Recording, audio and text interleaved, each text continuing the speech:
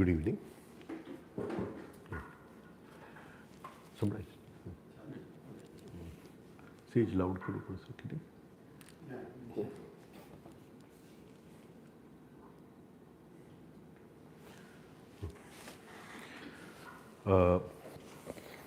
Today we'll talk about something called internal considering.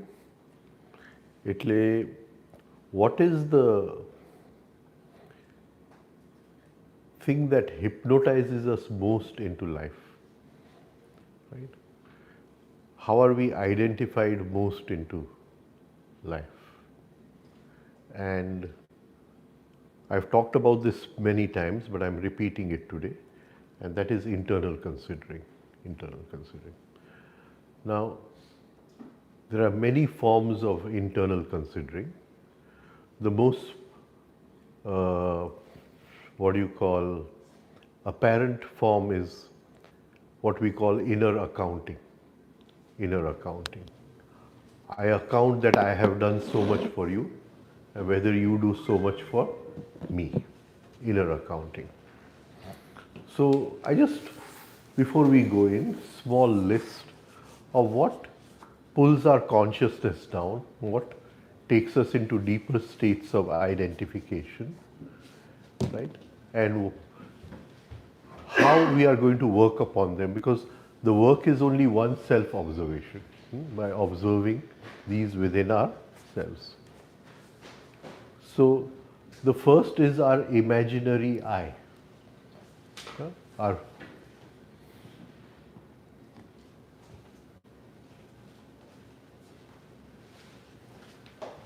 imaginary feeling of I, right? Second is this inner chatter which goes on, the monkey. Monkey is chattering all the time. The third is jealousy and envy, possessiveness, pride and vanity, self-justification, where we justify ourselves all the time. Self-pity is the lowest of negative emotions. Guilt and self-pity go together. Self-love, what we call aham bhav, right? And the lowest, the most, proficient of them all is internal considering. Internal considering. So these are all the different branches of identification. What are the different forms of identification? Then these are different forms of identification. Not only is internal considering a form of identification, but it is a big waste of energy in the body-brain system, and we lose a lot of force because of internal considering. And it keeps us, in the sleep of life, in the hypnosis of life. Now it has different forms, so we'll take one form after the other. And these are simple things, very, very simple things. The first and most common one is what others think of me. What others think of me. How do they treat me? What is their attitude towards me? Now,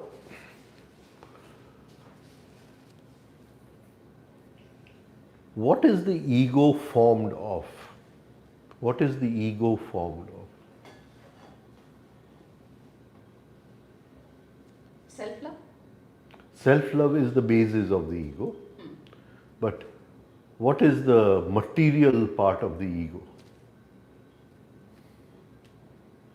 Nearly something which we can see with our eyes, but we can't see with our eyes because the ego cannot be seen with our eyes. But in a way it is the visual part of the ego. Different pictures we have of ourselves. Different pictures we have of ourselves, right? So I have a picture of myself as a father. I have a picture of myself as an employee or a manager or a businessman. I have a picture of myself as husband, wife, and all that. And all these are beautiful pictures. All these are beautiful pictures. So we have these, ego is an album of pictures, an album of pictures, right? And we have, these pictures are high estimates of ourselves, right? So somebody says you're a useless father, most of the time you're traveling and not looking after your children, right? So then what will I do? Self-justification. I will justify myself that I look after my children. I see that they have a proper schooling, they have this, I have that, right? So I have a picture of myself as a father, right? And if anybody throws a stone at that picture, I feel hurt, right? And I justify that picture. And that picture is a part of the ego. Similarly, we have so many pictures of ourselves, right? Karna had a big picture of himself, कि कितलो दानवीर છે, right? What a big picture of that, right? And he supported that picture, supported that. And when anybody appreciates that picture, he feels good inside. He feels meritoriousness inside. Now, meritoriousness is a negative emotion which looks like a positive emotion. Loving, huh?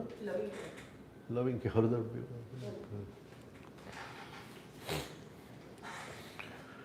So we all have a picture of different pictures of ourselves, and when people don't treat us well, we feel that picture as broken. They have not estimated us properly. They have brought down my share value, right?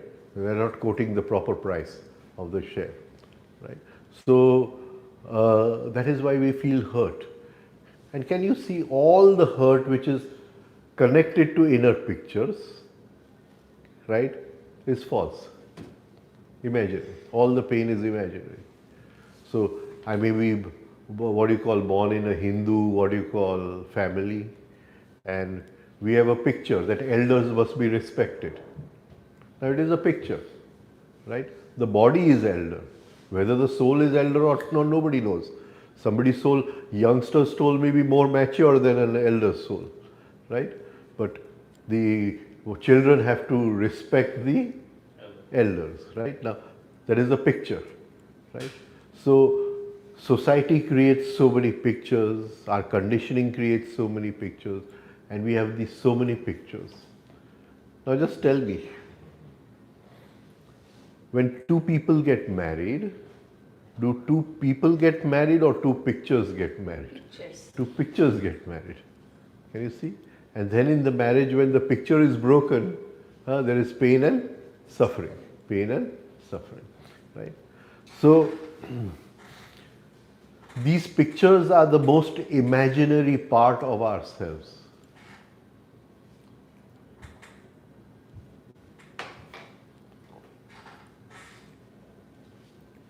And we must observe these pictures, and slowly all the pictures must break. All the pictures. I have a picture of myself as a Hindu. I have a picture of myself as an Indian. I have a picture of myself as a flag, my country as a flag, etc., etc. And all these are pictures.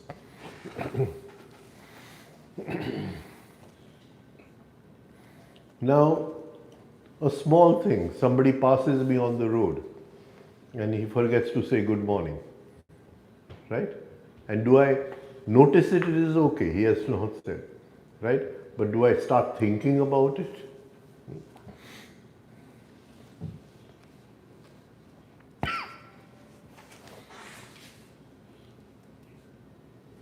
So,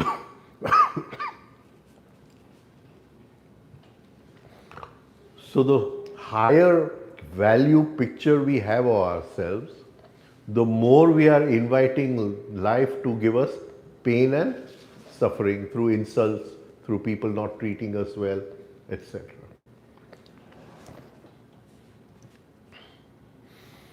Now, many times what do we feel? That people are laughing at us, right? So, supposing I'm in the room and two people are talking to each other, they're laughing with each other, I feel they're laughing at me. they're laughing at.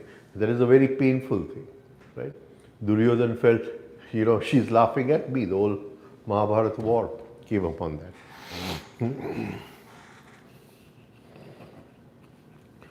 So, what happens when we feel that somebody is laughing at us, right? And what happens at that time? Ego gets hurt. Hmm? Ego. If they're not estimating me well.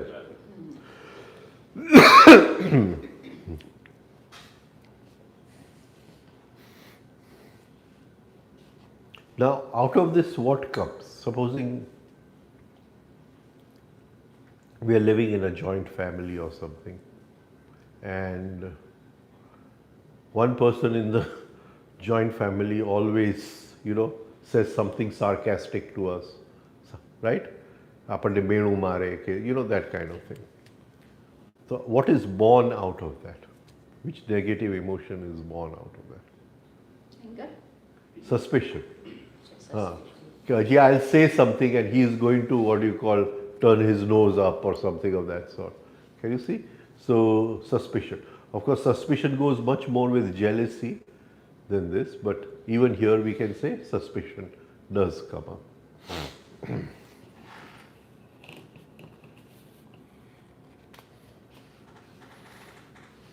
Now, what comes from inside when somebody insults our picture? What is the sentence which comes from inside?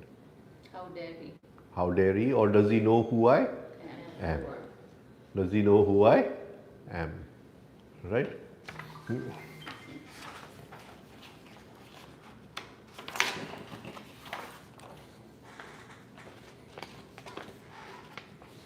So when we have this obsession in life of how others think about us, how others treat us, how they look at us, how they feel about us, what attitude they have towards us.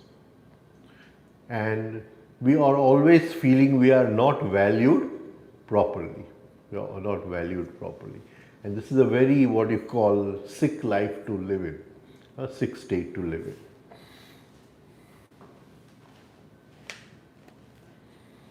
Now,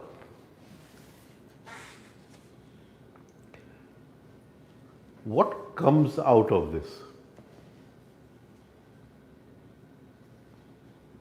The feeling that others should treat me better. What is that feeling? Self-importance. Huh? Self-importance. No. Supposing I'm doing a business. In the business there is credit and debit. Right? So I have this feeling that people are not treating me well. Right? So in the business, what feeling is it? I need to create more credit. I want to show him. No, I am owed. I have to receive money from him in the business. I have, right? So I am saying he should treat me better. What am I saying? Okay, he owes me. Can you get what I'm trying to say? If I'm putting debit and credit, I'm saying my credit is there, he is not giving me my credit. He is not giving me my credit. Right? So it's a very, what do you call, low feeling to have that other people owe me. Other people owe me. Right? So we feel we should be, we deserve to be treated better. And many times when you see fights in joint families, right, okay, you should treat me better. I mean, these fights don't really mean anything, right? Everything is just ego clashing. Ego clashing.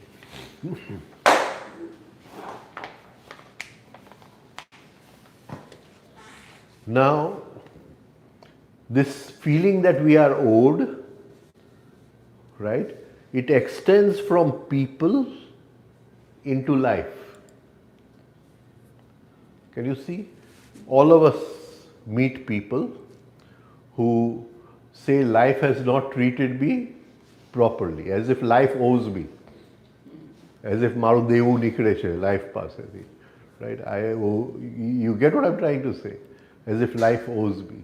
And life has no responsibility to treat me well or this thing. Why should life treat me well, right?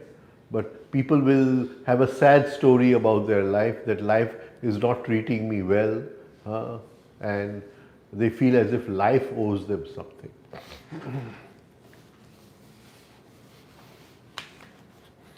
Now, this can get worse. This can get worse, right? Especially when you see people fighting, it can get worse. Now, he does not treat me properly, right? So I write this down in my mental diary that he has not treated me properly. And after 10 years, I may bring it out again. Can you see? It is all written down in a small notebook, which is up there, right? And when you see husband and wife fighting, or you see people in families fighting, 5 years ago you did this to me, right? You did not do this to me. I was very tired, you did not take care of the children, etc., etc., etc., right? So this is making of mental accounts. This is the worst form of internal considering, where we make accounts against somebody else, right? And this can lead to self-pity. Supposing I have lost a lot of money, right? And my friends don't come to ask me, and my relatives don't come to ask me, right? Then I feel nobody is bothering about me. I go into self-pity, right? I'm making accounts against everyone, right? So this feeling that somebody should help me, somebody should phone me, somebody should come when I'm lonely, right? This feeling is the beginning of self-pity, self-pity. Now, why is self-pity the lowest of all negative emotions? Why is self-pity the lowest of all negative emotions? Right? In Gujarati, I can say, મને કોઈ બોલાવતું નથી, મને કોઈ કદર નથી કરતું, હું માંદો હતો, કોઈ પૂછવાય નહોતું આવ્યું, nobody phoned me, I was ill, etc. Right? Why is self-pity the lowest of all the negative emotions? I think you had mentioned one that it creates a scar on the astral body. On the causal body. Causal body. It creates a scar on the causal body, which takes many lifetimes to heal. Many, many lifetimes to heal. Right? So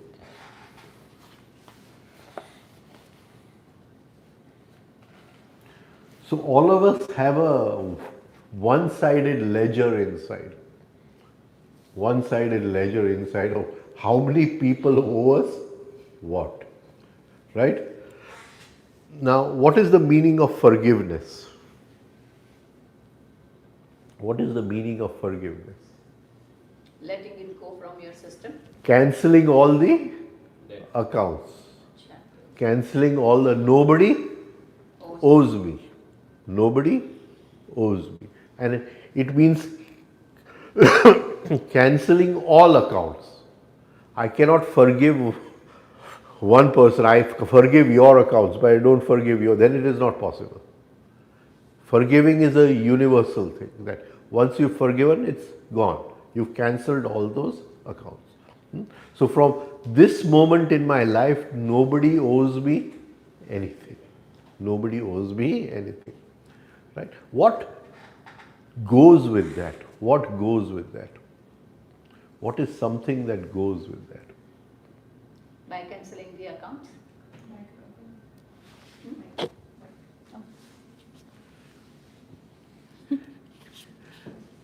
By cancelling the accounts, what drops?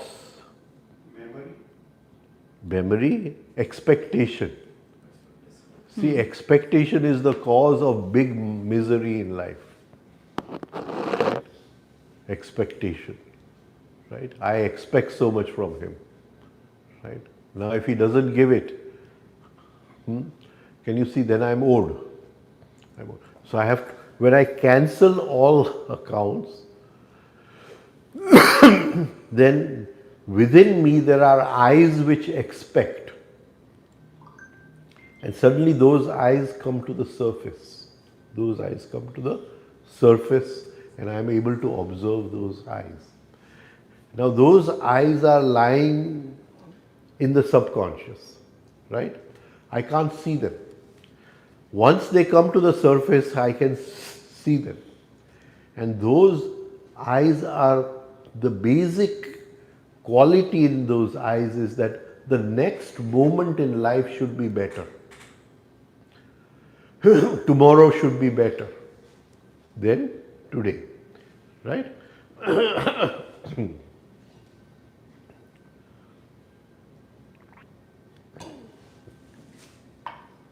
Can you understand? And this is always there. Your son will go to sit in the exam, there will be expectation that he does better in the exam. Can you see? Right? You will go on a journey, there will be an expectation that the journey will go well. Right? You go on shopping, there will be an expectation that you will get something good or there will be a sale or something of that sort. Right? So, this inner expectation of future happiness, which is all 24 hours. It is all 24 hours.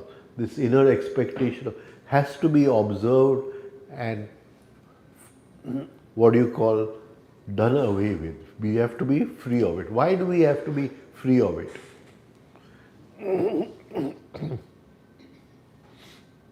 Why do we have to be free of it? Because life is so uncertain and it may not bring what we are expecting all the time. So we would suffer, we would go through pain and suffering. Perfect. Because of the dual nature of life. If I keep on expecting tomorrow to be better, but life is duality. It is better and not better. Yes. Can you see? Right? So I am going to suffer. I am going to suffer. But is expectation always negative? No. Because if you are in a relationship or if you are working somewhere else, there is a bound of responsibilities you have towards your employer or they have towards you to pay your thing, right? Same way, husband, wife, or kids and parents or whatever. The relationship is such that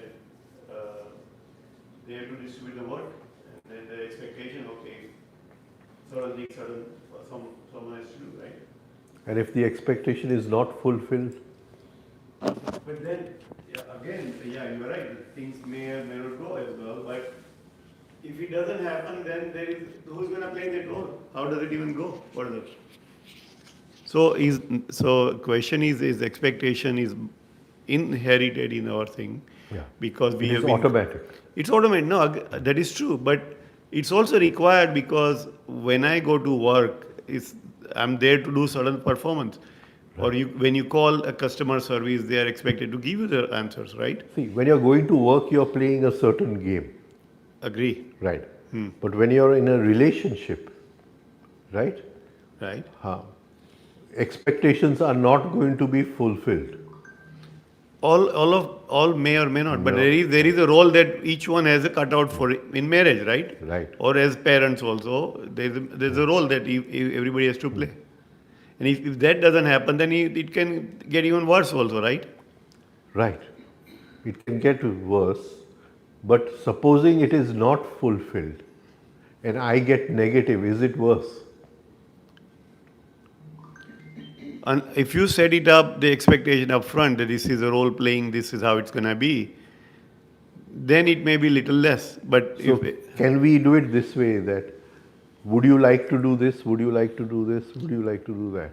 Right? It can be done, but there still is an expectation you are having, right? In the same question also, you are expecting somebody to answer. You are expecting somebody, okay, this is my favorite thing. Maybe I should do that, and I expect other person to do this.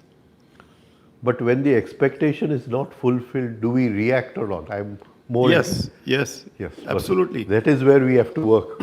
No, but is expectation also required, right? Because if you go to work somewhere or today, let's say for example, we came to listen to you today, and if you don't talk for whatever reason, then also there is an expectation that we are expecting something from you, right? That is there. Huh. That is there. No doubt about that. Right?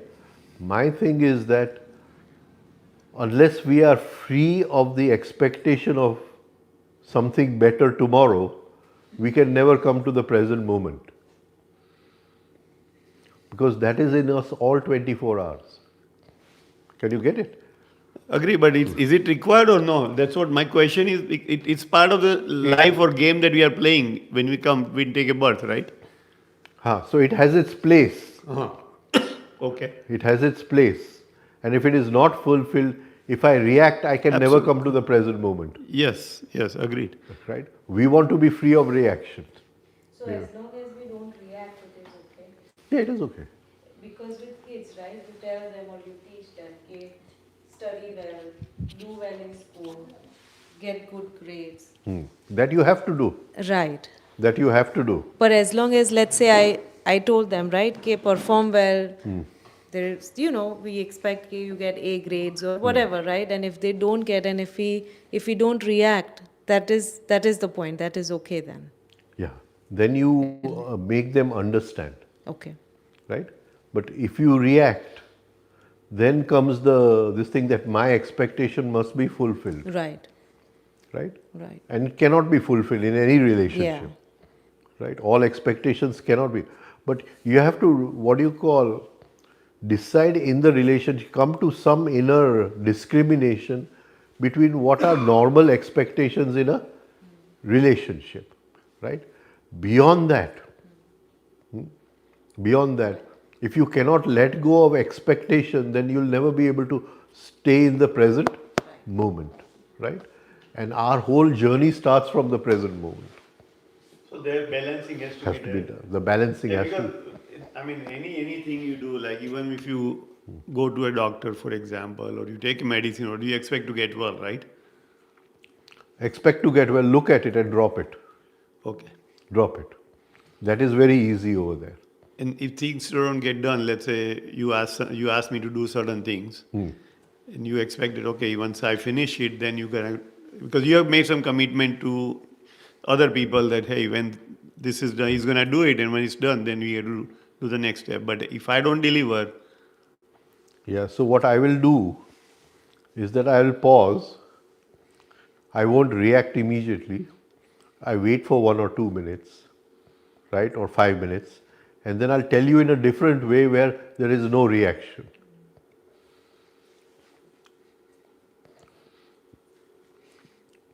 Very famous battle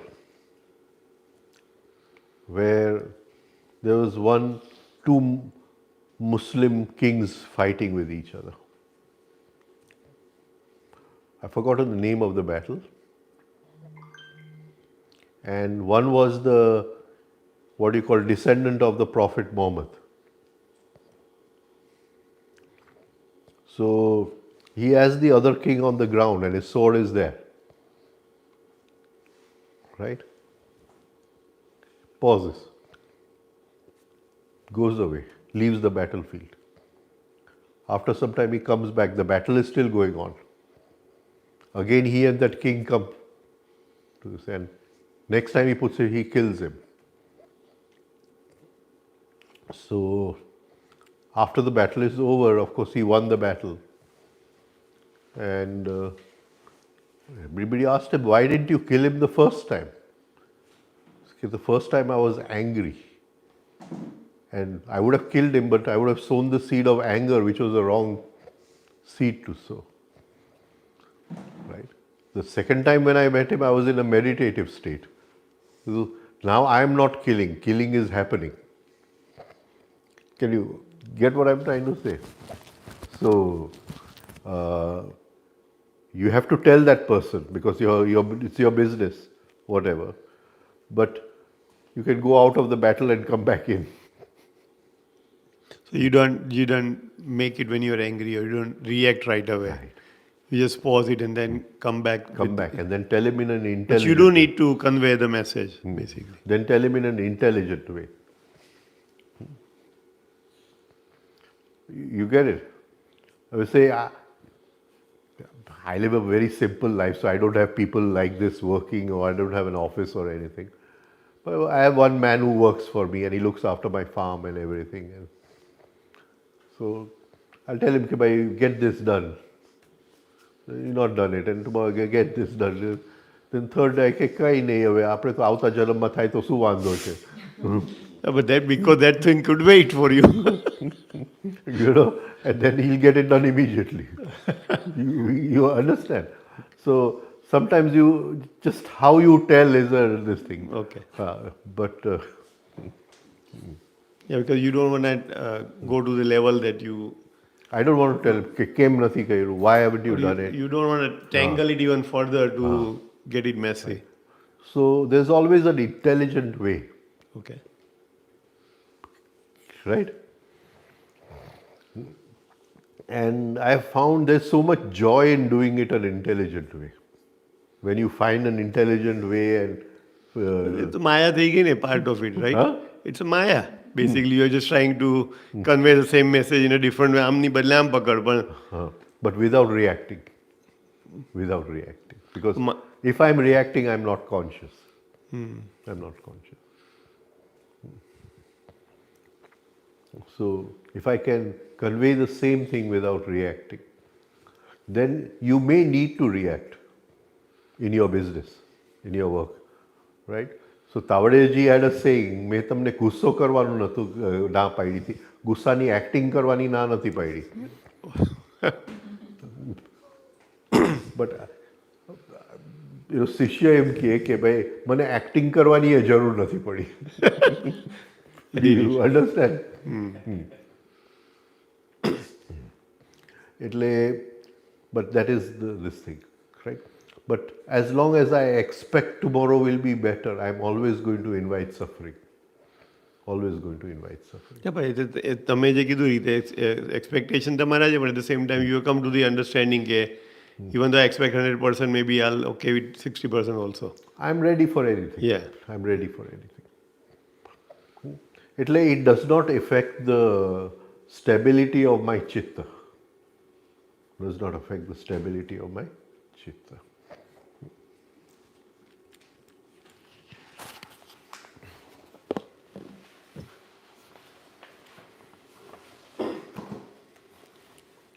Now, another form of owing is when we expect somebody to apologize to us. He must say sorry. He must say. Now, this is a very low state to be in, right?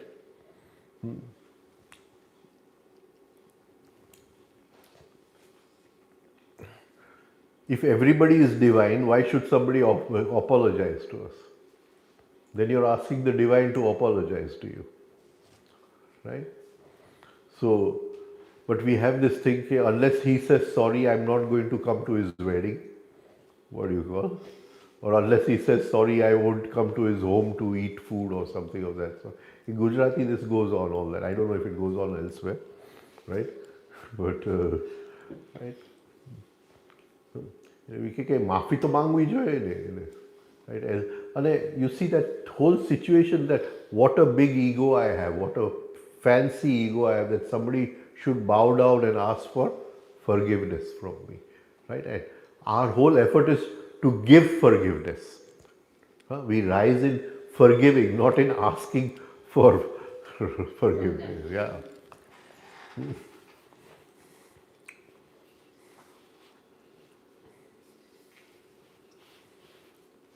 Now, the Bible does not believe in karma, does not believe in. But in certain places, if you see what Jesus is saying, that it is as if he knows the law, right?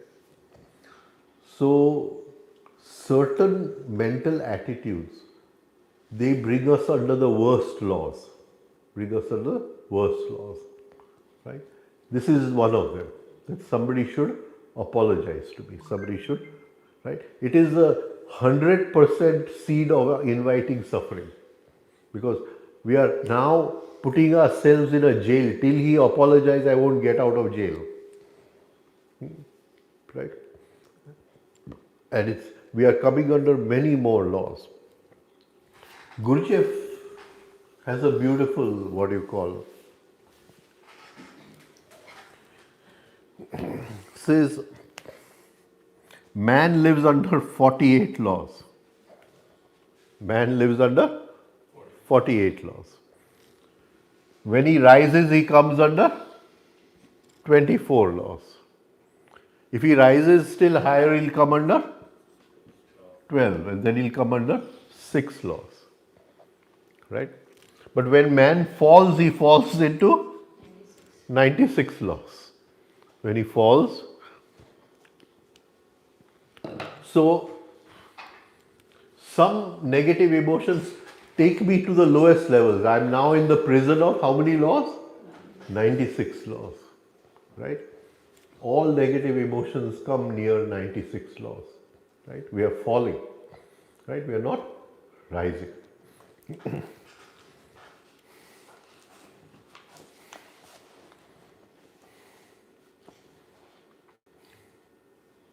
Now, another form, your expectation is coming again over here. We expect other people to change. We expect other people to change. Now, Gurdjieff says man is a machine. How can you expect a machine to change? Gurdjieff says two people don't get married, two machines get married. Now, how can you expect the other to change? A machine for thousands of years has been habituated to act in a mechanical way. If that person has insulted me, it is his mechanical way of acting. How can I expect him to change? Right? But people say this is not the same person I married. Changed. It's changed. Right?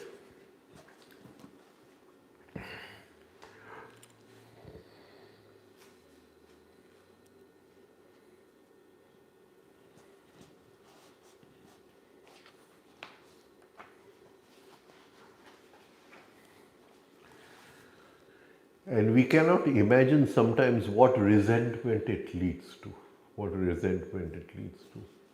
Just a few days ago, I was sitting with someone very close to me, whom I've known since my childhood, same age as myself.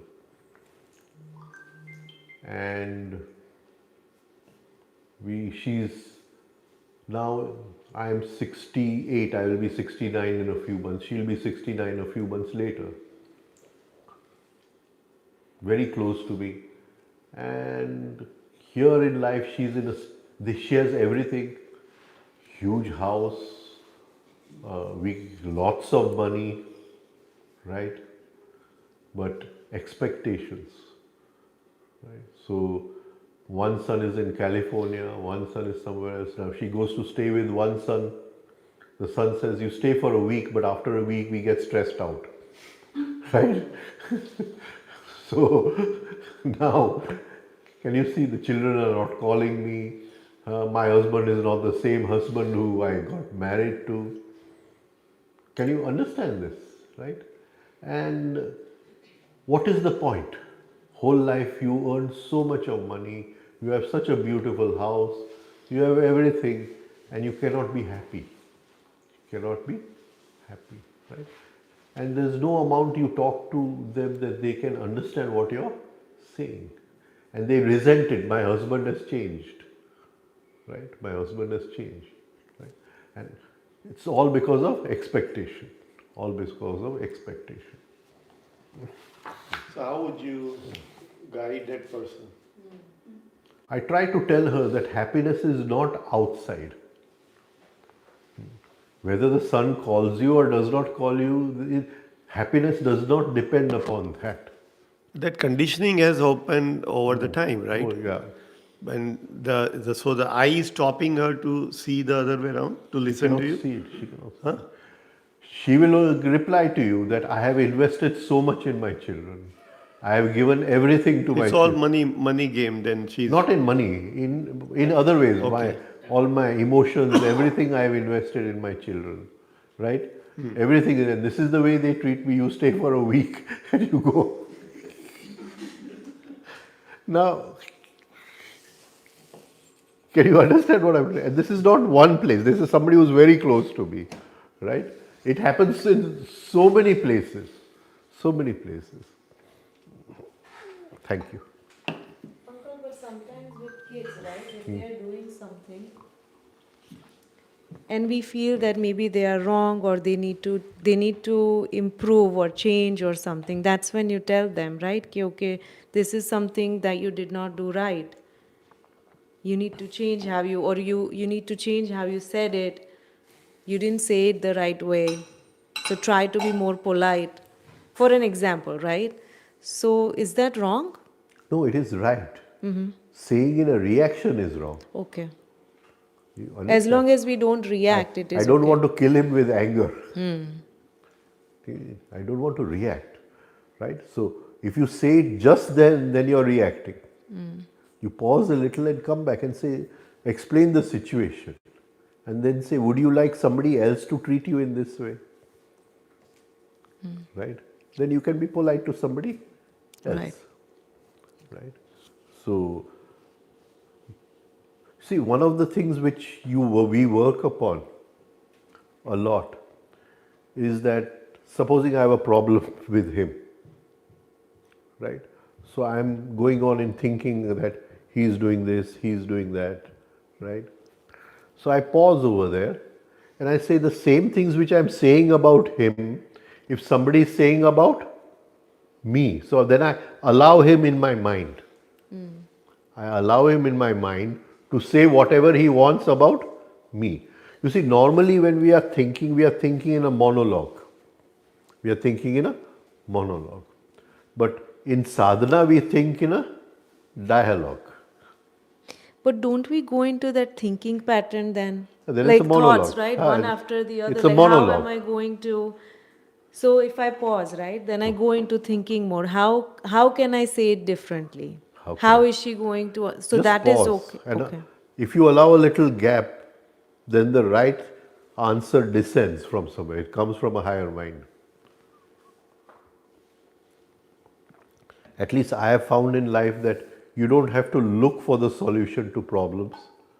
The solution is lying somewhere. You just allow it to come to the what you call thinking mind or the reasoning mind, right? And the solution is always lying somewhere. But because we are struggling inside, we don't allow the solution to come. Right? So don't react. Come back and then tell them that this is the situation.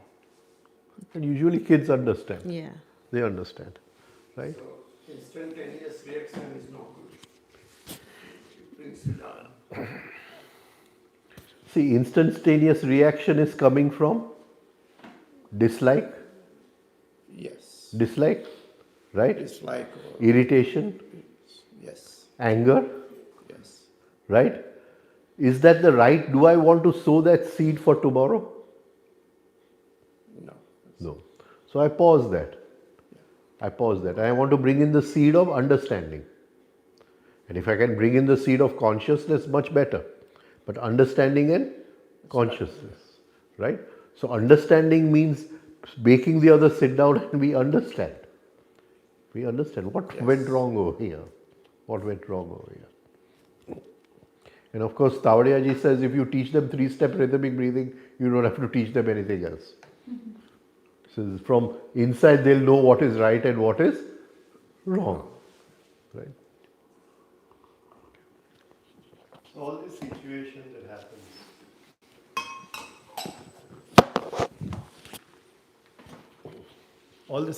that happens, right? Any event that happens, is it because I have sowed the seeds in there? That's why I'm getting that situation back. The unconscious mind, which is full of patterns, and those patterns are vibrating. They are the invisible strings of events. Yeah, but when you are dealing with one person, right? Does that, because I had acted, because I had given him that thing or her that thing, it's coming back to me now? And I don't want the chain to continue, so I just pause in between and then bring the understanding in between. See, it is not accounting. Okay. He's talking about karmic. Exactly, I'm saying the same thing. It is not accounting. It is not coming back to me because of that. It is coming back to me because of my invitation. How would I invite that? Huh? How do I invite the situation? That is what I'm trying to say. That you insult me, right? I get angry. So I'm sowing the seed of anger. Can that seed of anger invite happiness tomorrow? No. Can you understand? Don't bring in personalities. That you insulted me, so in future life somebody is going to insult you. Here there is no personalities involved. Okay. It is a law. The seed you sow will bring this. Right? And there are only two phalas. You get it? Okay. Whatever seed you sow, see, like in normal life, if I sow a mango seed, I'll get a mango. Yes. Right? So if I sow a seed of ghau, I'll get corn. Right? Wheat, sorry. But in karma, there are only two fruits. Te alad paritapa phalaha. Alad means happiness. Prahlad, alad, happiness. Paritap, round and round suffering. Tap means suffering. Right? So that seed can either give you happiness, or that seed can either give you what do you call paritap, pain, parikrama, going round and round, pain. Right? So there are only two fruits here. Agreed. There are only two fruits over here. So depending on the seed you sow, something is going to come to meet you. Right? Yes. Now, he insults me and I don't get angry. Can you understand? So now I'm pausing the anger. I'm pausing the anger. I understand that he must be ill somewhere, or he must be psychological ill, and out of this happens. Right? Man is mechanical. Right? But why should I react? So now I'm not sowing the seed of anger. Right? And in that moment I conscious, so I'm sowing the seed of understanding of consciousness. Now, will that bring pain tomorrow, or will it bring happiness tomorrow? It can be happiness, it can be at least understanding, but it will not bring pain. It will not bring pain. Yeah. It will not bring pain. Because there are only two fruits. Te alada paritapa phalaha punya punya hetutvat. Right? It will bring either happiness, alad, paritap phalaha, punya punya hetutvat. At the time, hetu, at the time of sowing, was the hetu punya or was the hetu apunya? Right? Was the hetu positive or negative? Right? The hetu was anger. Negative. So it cannot bring this. Right? That is why I tell many people that at the time of sowing the seed, what you are sowing is very important. What you are sowing is very important. So here you are trying to say that event happens doesn't mean that it would happen with the same person whom I have insulted or with whom I It has have... nothing to do with that person. Okay, it is the seed that we have sown. It has nothing to do with that person. That person is the nimit karan. Yeah. So whatever the seed or whatever the negative emotion or trait that is lying within us, that just brings events corresponding way. That has a spectrum of events. Events. The bag of events is lying here. I have sown a seed. So from that bag, it connects to some event. There is an invisible string and that event will come to meet me. But why does that event come to meet me? Because of the seeds that we have sown. Because that seed wants to multiply. Oh, No, you're not getting it. multiply? Why would the seed? I mean, you are not inviting because as a normal person, you don't want to get into the anger mode. You don't want to be unhappy, right? If you don't want to be unhappy, that we know every human or every Jeev wants to be happy. That's the ultimate goal, right? So why would I invite a situation which is going to give me pain? Because I'm mechanical. We get angry, I guess, right? I react mechanically. I don't No, but understand. you said in there bag of events there that you are inviting something. Right? Let me do it this way. I've said this so many times.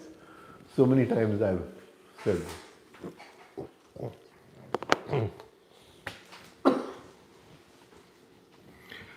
See, when God created man, all the events possible to man are lying in a bag, in a box somewhere. Why does one event come to meet me and one event come to meet him? Right? There must be some, what do you call, underlying frequency, underlying connection. Right? So, what am I? What am I? Am I my name? No. I am a spectrum.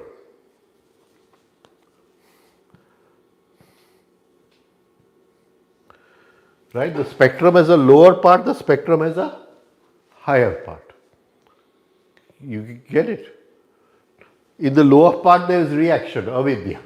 Reaction, identification, avidya. As I rise in consciousness, I am free of avidya, I am free of reaction. Right? Now, from where am I reacting? From the higher part or from the lower part? Now, if I react from here, this reaction will have a spectrum. Right? It can only invite from this bag of events so many type of events. Right? Then there will be a nimitt. The event cannot come just like that. There has to be an external cause for the event. Right? And that will be the nimitt. Right? Now I'll react in the event again. What will become more powerful within me? The lower or the higher? Lower. Lower. So again I'm going to invite events from the Lower. only. Can you understand? Or has he not got it? No, I do understand what you are saying, where it's coming from, but I do not want to invite the events like that. So you said that because nobody wants to invite negativity or nobody else wants to invite the unpleasant moments, right? Absolutely, knowingly, obviously. Nobody wants to. Yeah, that is Everybody okay. wants to be happy, right? Right. Everybody wants to be happy, right? But that doesn't matter. In this moment, what am I sowing? Am I sowing a seed which will invite happiness, or am I sowing a seed which will invite suffering? Then become a conscious person and do not sow the seed of avidya. Now, Right? Basically, So all these things, like with the understanding you are saying, but that was good what she is saying is also absolutely right. So I got to be more conscious, right? But if that's what I am today, but the bag of event that's from before I may still sow the seeds, right? That's where it's coming from. I'll tell you one small thing. Okay. Small thing. This is somebody who came to my talks, right? And he did a small experiment. Huh?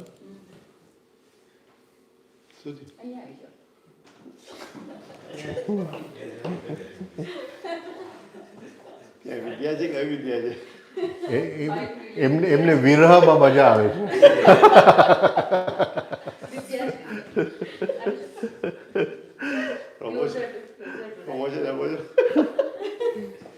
Right?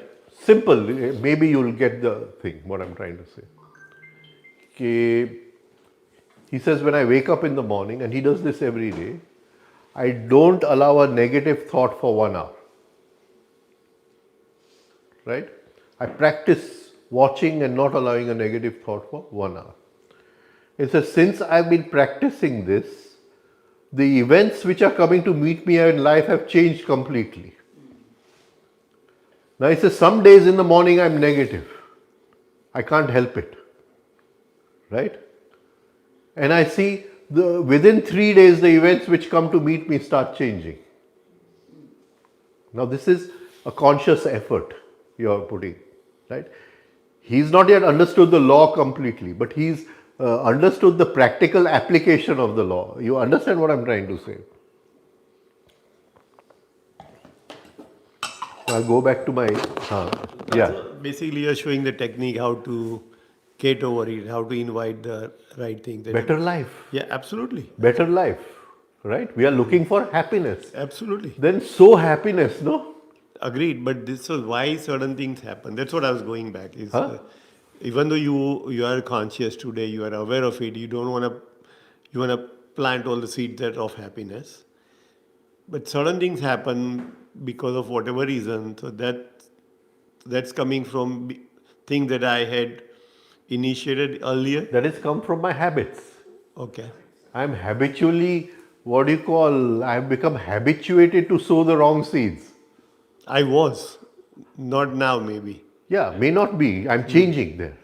But it will come back sometime. Again, I'll make an effort to get over it. Again, it will come back. That is what he's trying to tell me. That some days I'm negative. I can't help it. But then I've observed after 3 days the events start changing. Can you understand what I'm trying to say? Yes. Now, this is a big observation which he has done. Right? So, Uncle, sometimes, not sometimes, we are so reactive, right? થઈ જાય, even if we know. But then afterwards we realize कि okay, કેમ કર્યું मैं? Does that help us go in the right direction? I know we have to try it in the first place. see, પણ first of all, no self-pity, no guilt. You have to burn in that. In a paschatap kehvaye. You have to burn in that. Right? And that will help. so realizing afterwards that I did something wrong Yeah, or I slipped. shouldn't have done it. I did something mechanically. I reacted. There's nothing wrong in That that. understanding will help. So don't go into self-pity Oh. and just hold that feeling for some time. It will help a lot. It will help a lot because that burning is important. Yeah. Right? But if I throw out that burning, then I'll lose it. So I when go you and tell say him, "Marathi abul thai gayi." oh, don't say the Then I'm not burning inside. Don't say it. Yeah, then that's the end of the matter. I encashed the money from You just keep it in. As soon as I would share with my partner or someone, Finished. That's the end of the matter. oh really? Because then you're not the pain is not even half of what it is. You are letting it out of the system, right? Where? You are letting it out of the system because Yeah, you're just creating space. I asked for the forgiveness. But uncle, then happens कि ते तो मने sorry भी ना कीधु. You didn't even realize that you did something wrong. You know, that's the next step that will happen. So how do we do in a relation, right? Any relation. So then what should be the answer or what should be the... We can say sorry. We don't ask someone for sorry, right? Just say sorry and don't explain. First of all, right? If I say sorry immediately, I'm not going to burn in the fire. So I want to use the fire first to burn that initial mechanical habit which I have. That is called tap. Right? So I am in this pain because I did something which I call wrong. I will call it mechanical. Right? I won't say anything is wrong or right. I did something which was mechanical. I reacted. Right? So now that inner suffering brings fire, heat. That is called tap. Right? So tap becomes tap. And in that habit, it weakens Okay. of reacting. Once I can see that, okay, now this has calmed down, then I can go and say sorry. But if I say sorry immediately, then I'm going to repeat the same thing again because now I've not burned the pattern. Can you understand? Yeah. I've not burned the pattern. The idea is to suffer. Right? We want to suffer. But we just say sorry and leave it there, or we Then you try to repeat it again. justify or explain. The minute you justify, you're gone. Okay. Just say sorry, that's it. Say sorry, right? And there is nothing like his fault. It is always my fault. Yeah.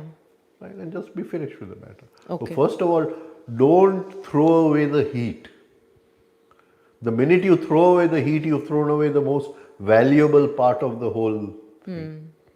Right? So the minute, if I say sorry immediately, then the heat is over. There's no suffering. Right. And he says, I've forgiven you. Then my ego feels so satisfied. That's the end of the matter. Right? You want to burn the ego in that suffering. Okay. You want to dissolve the ego in that suffering. So suffering is very important.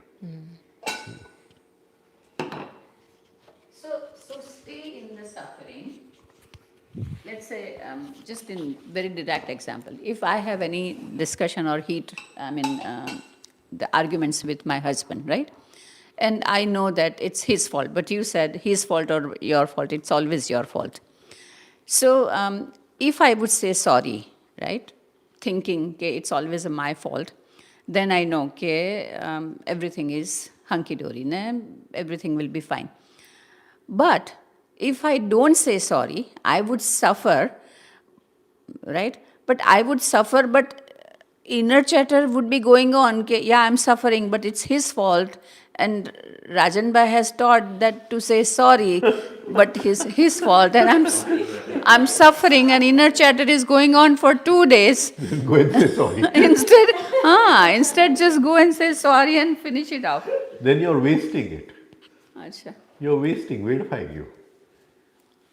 There's one situation. But can you imagine that when we know it's his fault, and for 2 days, Rajan Bhai said it's always, and Rajan Bhai says it's always your fault. Those 2 days would be so much of discussion going on in my mind. Yeah, but there should be a right discussion. That's how you burn the ego, right? Because That is the right discussion, is that it is my fault, but just now I'm seeing it as his fault. Why Because am I'm I- not looking divine in him, Why am I seeing it as his fault? Because it's his fault.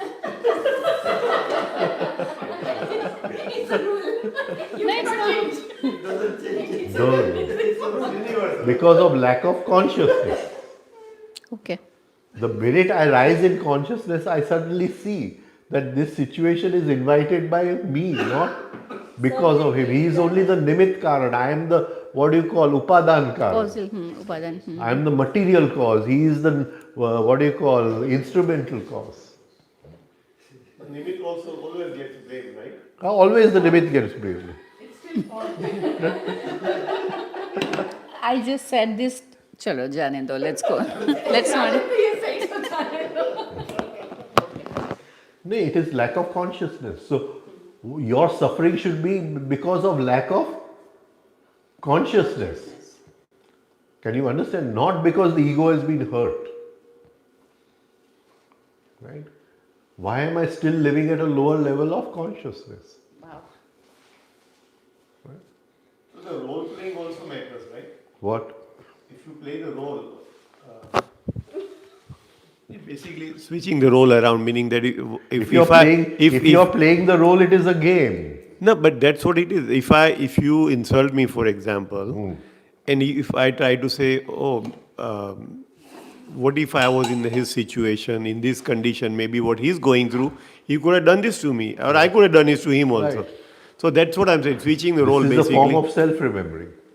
Okay. This is a form of, if I was in that situation, this is external considering. We are going to take that one day. Okay. Where I am now wearing his shoes, not my shoes. That's what I meant by role, switching the role. Right. Yeah. By wearing his shoes, it is a form of external considering. This is a very high state to be in. he insulted me, but somewhere he must have some knot inside, no, that he's speaking in this way, right? There must be some psychological, what do you call, disease inside which is forcing him to this, some mechanical habit which is forcing him to do this, right? ખાલી 2 દિવસમાં એક દિવસ એવું કહી દેવાય કે મારા શૂમાં પગ મૂકીને વિચારે છો એવું પણ ના કહેવાય. ના, સાઈઝ જ જુદી હોય તો શું કરે? એ પગ ફિટ ન થાય. Still his fault. Rajen Vakil. Are you done? No, ekdam. You mentioned, did you mention that in Pashyatap there should not be guilt No guilt. Then it is not Paschatap. and no self-pity? But I think when we do Pashyatap, we have both of these things, and that's what we call Pashyatap. So what is the right kind of Pashyatap? Remorse, to burn, Okay. right? To voluntary suffer. So basically understand that feeling that I did something wrong. That is guilt. How we burn. That is the guilt. Okay, I'll tell you something about very important part of my life. I don't know how I should not talk about myself, but I'll just. Some incidents in life have a big impact upon us, right? And when somebody very close to us cheats us, it pains, it hurts. And when the cheating on a very big scale, right, it can hurt even more because we are all attached to material, to property or whatever, right? So I saw that thought was always coming to me, right? And that thought is coming and I'm saying, how can he do this? How can he do that? And I'm talking about something which I've really gone through, right? And it's taken me a few years to work upon it, right? And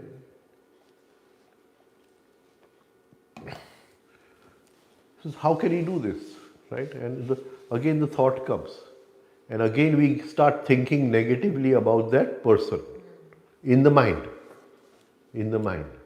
right? Now I was observing this for a long time. It was going on for a couple of months, right? And suddenly I'm thinking, but what causes him to do this? In the end, he is looking for some happiness. If I cheat this person of this thing, then I'm going to be happy. Can you understand? He did it for his happiness, right? Second thing, man is cunning, man is mechanical, right? And he's not doing it. He's a victim of his own inner patterns. So this understanding came, but still the thought would keep on coming, and again I would, this thing. So I said the thought is coming, but the inner, what do you call, that inner I which is asking for revenge. Can you understand? Yeah, I want to give it back to him, right? That inner I which is asking for revenge, I'm not going to feed that I. So that is how my journey started. So I would get the thought of revenge, right? And the thought, mind is mind. I mean, I'm being very frank with you. It should not be because this is we're taping it, but all kinds of thoughts can come in the mind. This should happen to him and that should happen to him. Can you understand what I'm trying to say? Right? And I'm looking at this and I'm saying, I understand everything is there. Why is it still coming? Can you understand what I'm saying? So then I said, only one thing now. I want to drop the inner, urge for revenge. Right? Vaira tyag. What we call vaira tyag. So every time the thought would come, drop. Every time the thought would, And I practiced this for, you can say, 2-3 years. Because thought drop, thought come drop. A point came when the thoughts stopped coming. For the first time, when you're free of the pattern of revenge, forgiveness is not what do you call to forgive. The I cannot forgive. Can you understand? The I cannot forgive. It's stupidity, right? But when you're free of the pattern of revenge, when that inner, which is a deeply embedded pattern, and many things are connected with the pattern. એને મારે બતાવી દેવું છે, મારે એને પાછું આપી દેવું છે, I want to be better than her.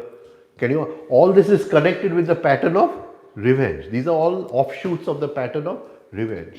And every time the thought would come, I would tyag. Every time thought comes, tyag. Just one thing I kept on doing, right? And over a period of 2-3 years, suddenly it stopped. And there was so much peace inside, as if the person had changed inside. Because there is now no pattern of revenge. It is not a question of forgiving somebody now, because when there is nothing of revenge inside, forgiving is automatic. Sahaj, not automatic, spontaneous, what I'm trying to, right? So it is not that we cannot work upon it, but you have to suffer it. You have to hold it.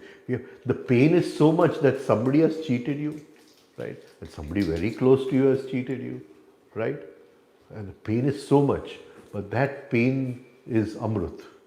That pain, that suffering is what we call, it is Amrut, what do you call it, right? It is the elixir of life, that's pain and suffering, right? So just working on one pattern, only on one pattern, transformed everything for me. See, I don't want to talk about myself because it's not right for me to say I am free of this pattern or this thing. But I said that because we are coming, I said, let me share this with you, that this is real inner hard work, right? And then I can eat one chocolate after that. My guru must be happy that at least you did this work on yourself. Can you get it? Then you're free of so many things in life. There's so much of freedom in life. I mean, what somebody insults you, it has, in the scale of what happened in that, where somebody very close to you did this, nothing comes in that scale. In that one scale, you have been moved towards freedom.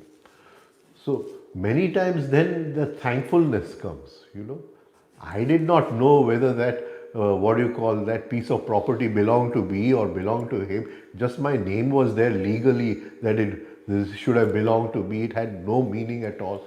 And suddenly you're free of all this, right? You rise above all this. Right? And that is when you thank the person, because the event. That freedom is so important to you, right? Than just a piece of land or something of that sort. Okay, yeah. So it depends on how you, but I thought if I share this with you, maybe you'll get an understanding of what it means to suffer. The paschatap is, you burn in that. And it is very painful. Yeah. And again the thought comes to give it back. Again the thought comes and the inner thinking will start, he is like this, he is like that, and all kinds of thoughts about him will start coming. Right? Again to pause that, come back to the present moment, hold that suffering, and then that suffering is transformed. It transforms everything. Right? So one incident can free you. But even if we can use the small incidents every day in our life, the small incidents, right? It can bring that transformation. That is what I'm saying, to suffer, in that, to burn in that heat over there. I don't know, now maybe I've come across a little, I think. Yeah.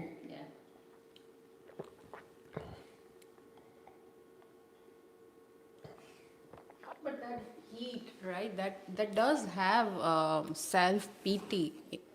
I think that's what is hurting. Yes, initially it is going to have self-pity. Everything is there. But now we are using our understanding, at least we have intellectual understanding that we want to be free of this. Right?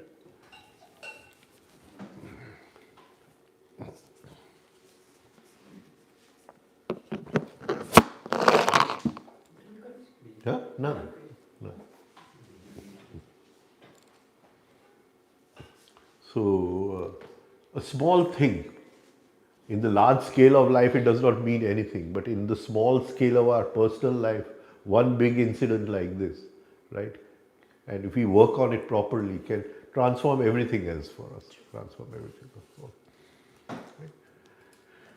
And this is not, I'm talking about my life, it happens in so many people's lives. I mean, it's like a, what do you call it? And so much of understanding comes. So much of understanding comes. Our attitude towards money, our attitude towards property, our attitude towards relationships. In that one transformation, everything changes. Everything. So if you can work on one deeply embedded pattern, then one taste of consciousness, everything disappears.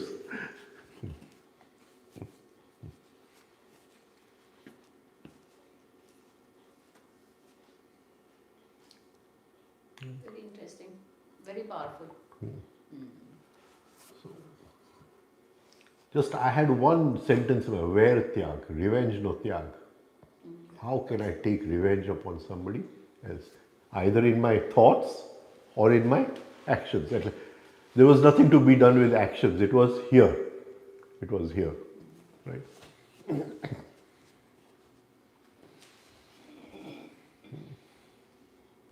Bolo.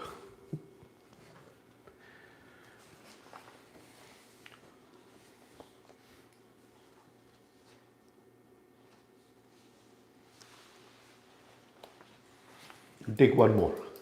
One more. Singing your song. Right? So, here again, the practice which I give usually is for 3 months, don't use the word I. Don't use the word I. And we keep on singing our song. Right? So if you say I went to visit this temple, I'll say I went to visit it 1 week ago. Now it has no, what do you call, relationship to what you're saying. Can you understand? Why do I have to bring I into the picture? This very habit of bringing I into the picture. So Right? what would you say otherwise? I'll say, oh, you must have enjoyed it. Oh, so you would not have the association. Association. Association where I is involved. I is involved. Right? So try to, for 3 months, will you come for dinner? I will come. Will try to come. Pause I. Pause I. Right? Rajni badle you put we. We could come, but anything. So try to not use the word I and my. I and my. Right? And otherwise, what happens? We are always talking about I. Always talking about I. This is singing once, I did this, I did that, I did that. Right? Of course, when you make your, what do you call, resume or something, you have to say, I did this, I had whatever. Right? But when two people meet and they're talking, try to take the conversation as a painting. Try to take, so she or he is putting in some color, then you put in some color, that person put in some color, and when you part, you have a beautiful painting and you part ways. Right? But if you keep on putting I into the picture,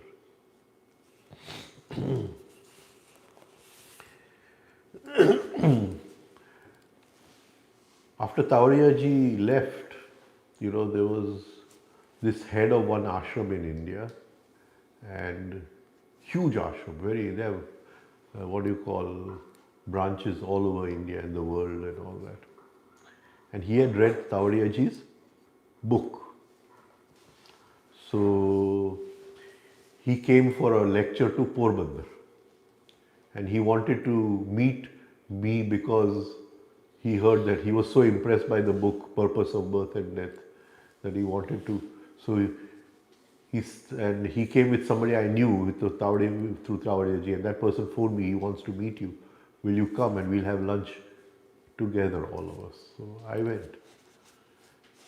He's the head, the big Swami of the ashram and all that. And so we were listening to his talk before, and then we had to have lunch together. In his talk, I went to America, I opened temple over here I created temple, I did this, I did that. I met President that time, Kalam was the president. I met Kalam and stayed with him and I taught him this and that and all that. So after the talk was over, we sat down to lunch. It was him, with me was one person who was very close to Tawariyaji. His name was Dr. Atre, but he was already in his 80s at that time, he died. And myself. So we were having lunch. I said, sir, if you don't feel bad, can I say something? So he said, yes, what is it? I said, what did you say in your talk? I. Now you become a sadhu, Swami, to be free of the I or to give food to the I? He's looking at me, right? He was a very, nice person. He says, I understood exactly what you said. You taught me a lesson today, what you're saying, right? So, rationing on the word I. Rationing on the word I. Right? And that dissolves the ego a lot. Dissolves the ego a lot. So we can do that. Don't sing your own song. Now songs are of two kinds. Happy songs and Sad songs. sad songs. And some people sing Sad songs. sad songs. It's very difficult to, stop them. You know, if you stop them, they feel so bad that you're not even listening to their sad song. And if you tell them that your sad song is even more sadder than theirs, then the ego gets hurt a lot, right? So they're always looking for somebody to listen to their song. Why would they want to listen to? Why wouldn't they want people to listen to that sad song? Because they are craving for some Attention, attention. right? See, the ego wants others' attention, and the soul wants your own attention. Self-pity Self-pity. They're in a very, and So are they telling you to just so that they get something back, or they're just telling you to get out of their system? both. But it is, you cannot get it out of the system. It is perpetual motion. Some machines don't need petrol to run. They're very telling is the petrol. Can you understand? In the Yoga Sutra we have this thing, a swara swaij. The petrol comes from within only. It's called perpetual motion. Right? So we have two these things. That one of Krishna sucking his toe. Right? So he's getting so much of anand from sucking his toe. So he does not need happiness from anywhere else. Swara swaij. His happiness is just in sucking the toe. It's the universal happiness. Right? And here I'm singing my sad song. Right? And I don't need any petrol. I can keep on, singing my sad song. And we have to be very careful when we share our suffering with others. We share our suffering with others. The minute we share our suffering with others, right, we are losing the, the possibility of transforming that suffering. The possibility of transforming that suffering, right? We become light for some time, halka thai jai, but that very tension to hold that and transform it is a totally different thing. Totally different thing. Right?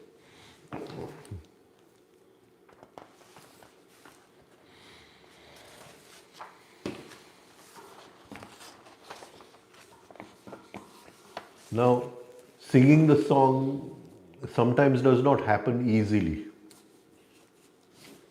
So what did Gurdjieff do for people to sing the song? Gurdjieff would not work with everyone. He would first decide whether I want to work with this person or not, whether there's a possibility or not, right? So some people don't sing very easily, but if you give them 2-3 pegs, they start singing, right? So first he would make that person drunk, and then he would observe whether it is worth working with this person or not. And that was Gurdjieff's way of doing it. So some people, they look silent, they you feel they are very silent people, but if you give them 2 pegs, they'll start singing, non-stop singing, right? So, and if you see, the story is the same everywhere. How bad life has treated me. Life never gave me a chance. My parents didn't give me proper education, right? Nobody appreciates me. In my workplace, I only work, nobody else works, and somebody else takes all the appreciation, right? How the husband has no time for the wife, right? And one of the basic things is, no one understands me. No one. Why should somebody else need to understand me? I want to increase his understanding or my understanding, right? So what is the necessity that somebody else should understand me? And many people, how we married wrongly, right? Etc. etc.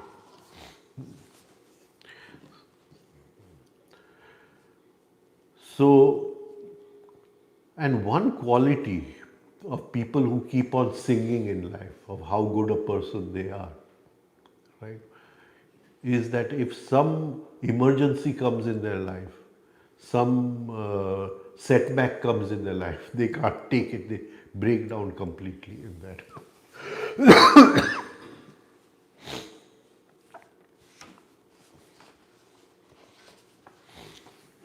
Such people cannot take criticism. Cannot take criticism. So you criticize them a little, they feel hurt a lot, right? So they touch me not types. They are. Many people only make friends with people who listen to their stories, right? So they were always looking for people to listen to their stories. And if you tell him to shut up, he feels so bad, so bad.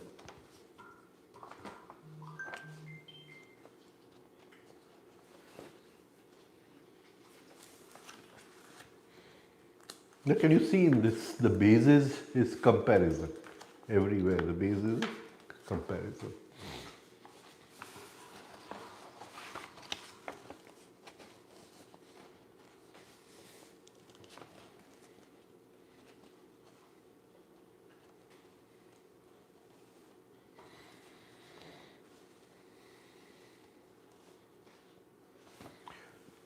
Another thing is,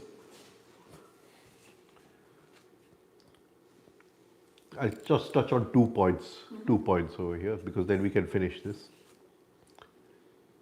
What we say, this is not right. This is not right.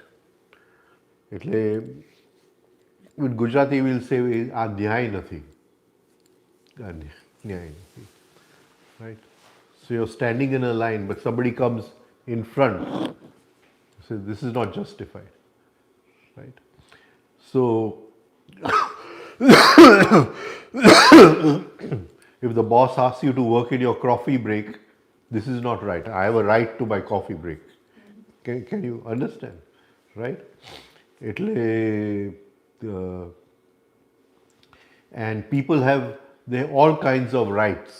And they have all kinds of attitudes that this much I must get. This is my right. This is my thing, right? And all this is a form of leading to something inner, what do you call, pain and suffering. I'm not going to go into pictures today. We'll take it some other time. So this I just thought that this thing. So these are different forms of internal considering. Very simple things which we can all work upon, right? Making accounts with others, right? And the inner monkey is always making accounts, right? And if you can work upon this much, the inner monkey will calm down at more than 50%. So what a big step in meditation, huh? Just by working upon this. Bolo, anything else you want to ask?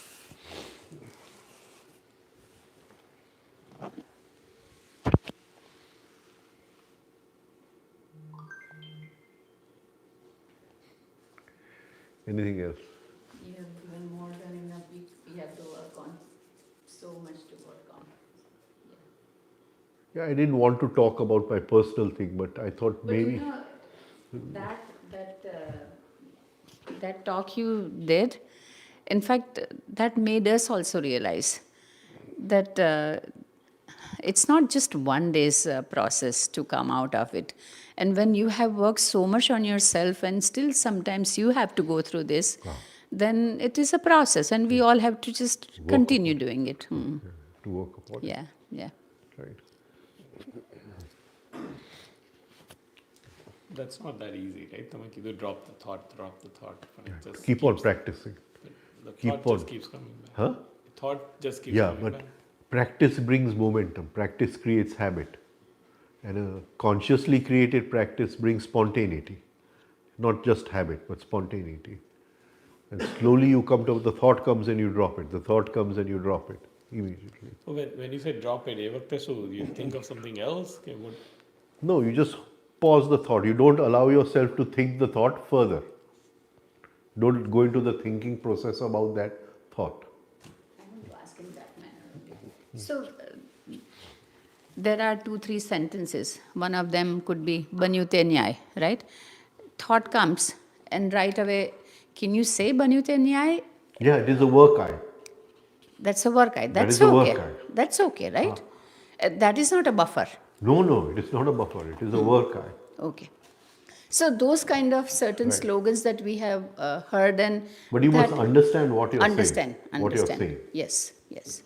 Right? That your manyute and I, if you take it in another way, acceptance of the fact. Absolutely. Acceptance Yes. of the fact. Yes.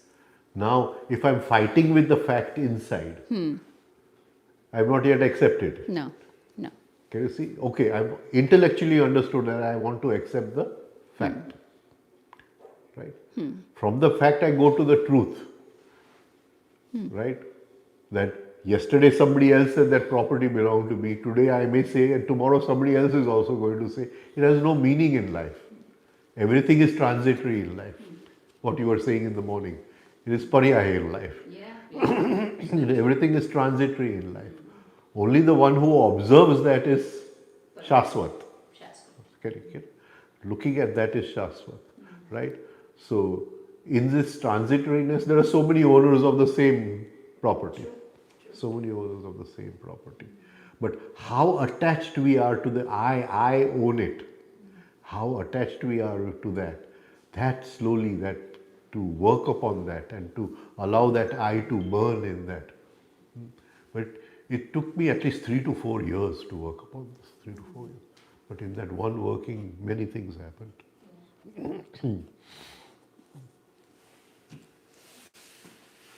So thank you. Good night. Thank you. Right. Thank you.